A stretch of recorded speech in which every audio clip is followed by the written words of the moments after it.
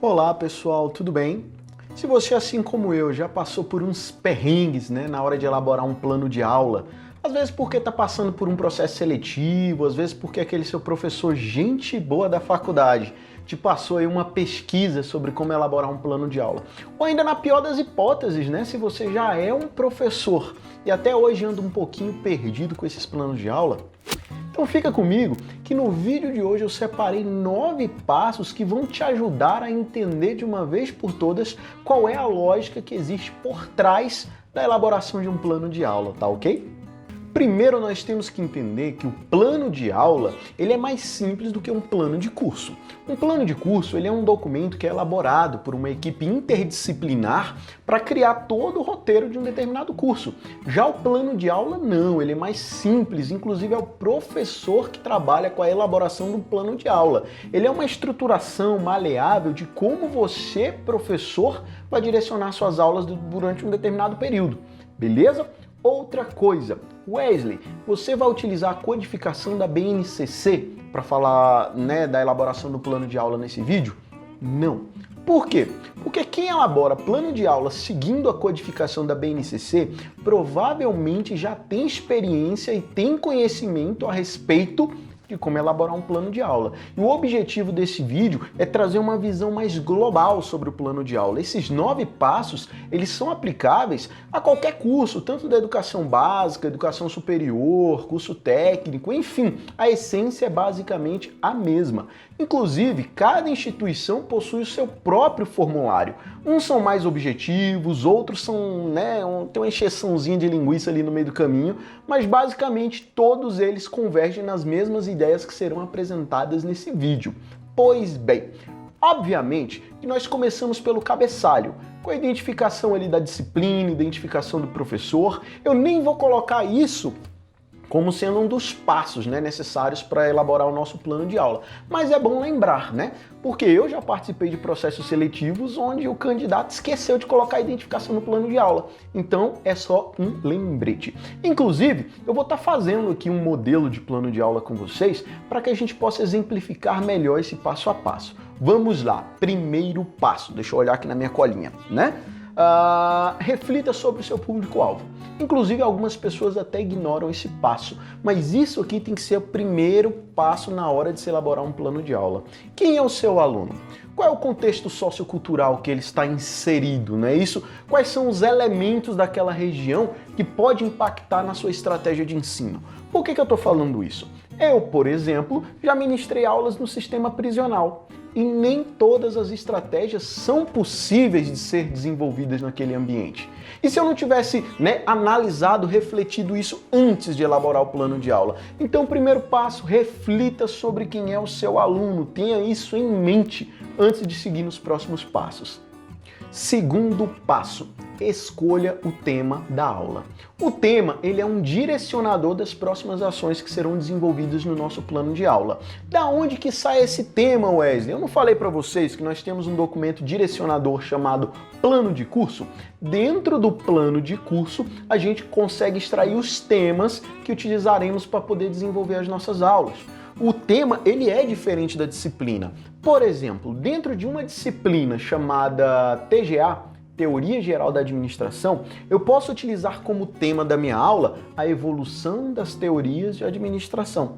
E dentro desse contexto específico, eu vou desenvolver algumas estratégias para poder desenvolver essa temática com os meus alunos. Terceiro passo. Defina o objetivo a ser alcançado. Uma vez que eu já tenho um balizador, que é o tema, que por sua vez, teve como referência o plano de curso, o objetivo é aquilo que meu aluno precisa aprender com essas minhas aulas que serão desenvolvidas. Ou seja, seguindo essa linha de teorias de administração, especificadamente evolução das teorias da administração, o que é que meus alunos precisam aprender? Quais são os objetivos das minhas aulas? É importante que ele saia das minhas aulas sabendo diferenciar o foco de cada uma dessas teorias.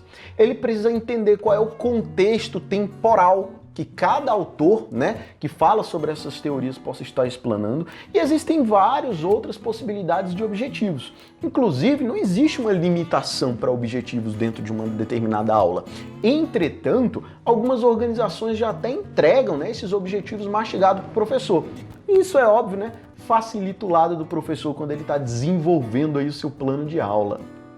Passo número 4, defina o conteúdo a ser abordado. Vamos caminhando na mesma lógica. Pense da seguinte forma: eu tenho um tema, esse tema gerou aí um objetivo. O conteúdo é de que forma eu vou conseguir, né, alcançar esse objetivo. Se eu falei que entre os meus objetivos o aluno ele precisa entender, né, sobre quais são as teorias de administração, identificar cada uma delas, para poder, né, responder ao meu tema principal, um conteúdo que faz parte, né, desse contexto poderia ser estudar sobre Taylorismo, estudar sobre Fordismo, umas abordagens, né, neocomportamentais, enfim, tem uma série de conteúdos que podem ser aplicados para que eu possa atingir o meu objetivo. Quando eu falo de conteúdo, a gente pode pensar de que forma? Qual é o assunto daquela aula? Né? Quais são os elementos que eu vou abordar naquela aula? De uma maneira bem direta, né? Como eu coloquei aqui para vocês, né? Quais as teorias que ele precisa aprender para poder chegar no objetivo que foi proposto, né, no passo anterior? Quinto passo, decida a duração da sua aula. Como eu falei para vocês, o plano de aula ele é maleável. O plano de curso, normalmente, ele é engessado, a gente não mexe nele. A gente utiliza ele para montar o nosso plano de aula. Já dentro do plano de aula, nós temos normalmente uma margem para que a gente possa escolher cargas horárias. Por exemplo, eu vou utilizar uma aula, 2 aulas, quanto tempo de aula? Claro, obviamente eu não posso ultrapassar o limite preconizado pela carga horária daquele curso, mas qual vai ser o tempo necessário para que a gente possa atingir os nossos objetivos? Nesse exemplo que eu estou colocando para vocês, eu vou colocar aqui, 4 aulas de 50 minutos. Porque eu acho que 4 aulas de 50 minutos é o suficiente para que eu possa abordar a temática, a evolução das teorias de administração e que eu possa ministrar os conteúdos que foram selecionados no passo anterior, tá bom? Passo número 6, selecione os recursos didáticos. Recurso didático é todo aquele recurso que vai te auxiliar no processo pedagógico. Ele pode ser tanto utilizado para facilitar a compreensão dos alunos acerca da temática, quanto para gerar uma motivação. Então, os recursos é aquilo que a escola nos coloca, né, nos disponibiliza para que possamos desenvolver a nossa prática pedagógica. Infelizmente, né, existem escolas que são bem desprovidas de recursos, mas nós não vamos aqui trabalhar em cima dessa crítica social. Vamos imaginar que um recurso pode ser um quadro branco, uma sala de aula convencional, um data show. Inclusive, existem algumas matérias ou projetos que exigem recursos bem específicos. Por exemplo, se um professor for trabalhar em algum projeto de química, às vezes, né, algumas ferramentas relacionadas ao laboratório de química podem fazer parte dos recursos solicitados. Isso tem que estar no nosso plano de aula justamente, teoricamente, para que a equipe pedagógica possa providenciar esses recursos a tempo, possa fazer reservas de ambiente, tá ok? No nosso exemplo aqui, eu vou colocar como recurso didático a sala de aula convencional com um quadro branco, pincel, apagador, um data show aí, né, pra gente passar aí uns slides e um computador. E para mim, por enquanto, tá de bom tamanho. 7º passo, defina a metodologia a ser utilizada. O foco desse vídeo não é falar sobre metodologias, né? Mas, a grosso modo, a metodologia é o método que você vai utilizar para alcançar os objetivos que foram destacados ali nos passos anteriores, não é isso? Por exemplo, eu falei para vocês que um dos meus objetivos é fazer com que os alunos compreendam, né, as teorias da administração. Então, que metodologias que eu vou utilizar? No meu exemplo, eu vou colocar uma exposição dialogada, né? Eu vou dar ali minha aula teórica. Posteriormente, eu vou aplicar um estudo de caso, onde o aluno ele vai tentar fazer o link entre a teoria que foi abordada junto com exemplos, né, do mercado real. Então existe uma série de metodologias, não é isso? Então isso também tem que estar descrito no nosso plano de aula. Pegando a reta final, nosso 8º passo, a gente precisa discriminar no nosso plano de aula como que nós vamos avaliar os nossos alunos.